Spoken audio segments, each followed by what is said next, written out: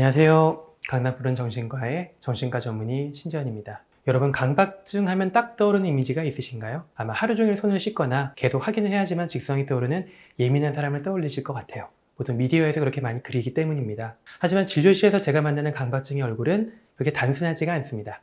어떤 분이 현관문을 잠궜는지 수십 번 확인하기도 하고, 또 어떤 분은 자기가 나쁜 생각했다는 사실만으로 굉장히 괴로워하거든요. 오늘 영상에서는 여러분이 막연하게 알고 있던 강박증에 대해서 기억하기 쉬운 3가지 숫자를 통해서 아주 명쾌하게 이 강박증을 좀 더 알 수 있게 도움을 드리려고 합니다. 이 영상을 끝까지 보시면은 강박증이 생각보다 우리 곁에 아주 가까이 있는, 충분히 다룰 수 있는 그런 질환이구나 라는 것을 알게 되실 겁니다. 첫 번째 숫자는 2에서 3입니다. 바로 전 세계적인 강박증의 유병률입니다. 학창시절에 한 학년에 적어도 한두 명 정도는 강박증으로 남부를 소가리를 하고 있을 수 있다는 얘기죠. 그만큼 결코 드문 병이 아닙니다. 많은 분들이 강박증을 단순히 성격이 깔끔한 것으로 좀 오해를 많이 하시는데요.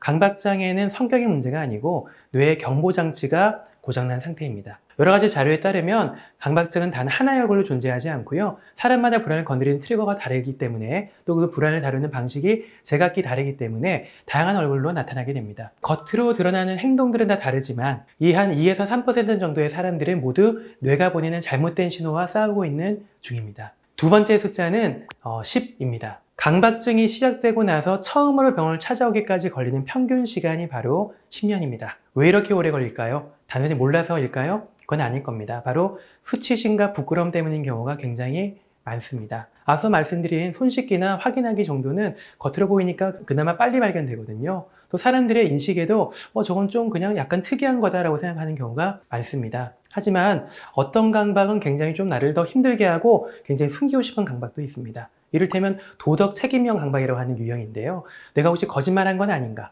내 부주의로 누가 다치면 어떡하나? 패기친 건 아닌가? 라면서 스스로 끊임없이 자신을 도덕적 잣대로서 평가하고 검열합니다. 내가 나쁜 사람이 될까봐 굉장히 두려워하는 그런 공포가 나타나는 거죠. 더 괴로운 건 금기된 사고를 하는 형태의 강박입니다.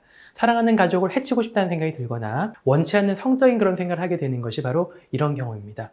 이런 생각이 드는 사람들은요, 내가 아주 위험하고 나쁜 사람이라고 생각하기 때문에 이 생각은 아무한테도 얘기하지 않고 무덤까지 가져가려고 합니다. 하지만 여러분, 여기서 꼭 기억하셔야 될 것이 있습니다. 이런 생각이 든다고 해서 여러분이 실제로 그런 행동을 하고 싶어 하는 것이 아닙니다. 이것은 뇌가 던지는 오작동의 메시지일 뿐이고요. 근데 환자분들은 나쁜 생각이 떠올랐으니까 나는 나쁜 사람이야 라고 생각하면서 10년 넘게 끙끙 앓고 병원도 오지 않고 계십니다. 참 안타까운 일이죠. 세 번째 숫자는요, 바로 숫자 1입니다. 바로 본질은 하나다라는 겁니다. 통제되지 않는 불안과 불확실성에 대한 두려움입니다. 강박증을 가지신 환자분들의 뇌는요, 끊임없이 계속해서 이렇게 속삭입니다.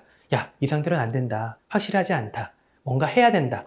하지 않으면 큰일 난다라고 계속 내 귀에 대고 속삭이는 그런 앵무새 같습니다. 손을 과하게 씻는 사람은 깨끗하다는 100%의 확인을 원하고요. 또 확인하는 사람은 사고가 절대로 나지 않는다는 100%의 확신을 원합니다. 하지만 여러분, 당연한 얘기겠지만 세상에는 100%라는 게 없습니다. 완벽한 확신이라는 게 존재하지 않는 것이 바로 우리의 세상이죠. 강박증은 바로 그 불가능한 절대적 안심을 얻으려고 필사적으로 노력하는 과정에서 생기는 병입니다. 확인하면 잠깐의 안심이 되는데요. 하지만 뇌는 이렇게 학습을 합니다. 아, 불안할 땐 역시 확인을 해야 되는구나. 찝찝하고 불안할 때는 반드시 확인을 해서 처리를 해야 되는구나 라고 학습을 해버립니다.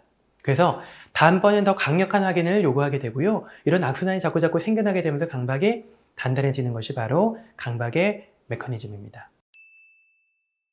강박증은 100명 중에 2~3명이 겪는 흔한 질환입니다. 수치심 때문에 10년 넘게 숨기기 쉽지만 결국 그 본질은 불확실성을 견디지 못하는 마음입니다. 치료의 핵심도 명확합니다. 불안을 0으로 만들자는 치료의 핵심이 아닙니다. 대신 우리한테 필요한 경험은 불확실해도 괜찮다. 찜찜해도 확인하지 않아도 괜찮구나라는 것을 뇌에다가 자꾸 이런 학습의 기회를 주는 겁니다. 청결강박이라면 손 씻지 않아도 괜찮구나. 그리고 확인하는 강박이라면 내가 문을 여러 번 반복해서 확인하지 않아도 별일이 일어나지 않는구나라는 연습을 통해서 강박이라는 감옥에서 걸어 나오실 수가 있습니다. 혹시 오늘 영상 속 이야기에서 나의 모습을 발견하셨나요? 그렇다면 혼자서 괴로워하지 말고요. 이렇게 생각하시기 바랍니다. 여러분은 이상한 사람이 아니고 뇌의 안전장치가 조금 과하게 작동하는 것 뿐입니다. 오늘 영상이 도움이 되셨다면 구독과 좋아요 부탁드리겠습니다. 지금까지 정신과 전문의 신지현이었습니다. 감사합니다.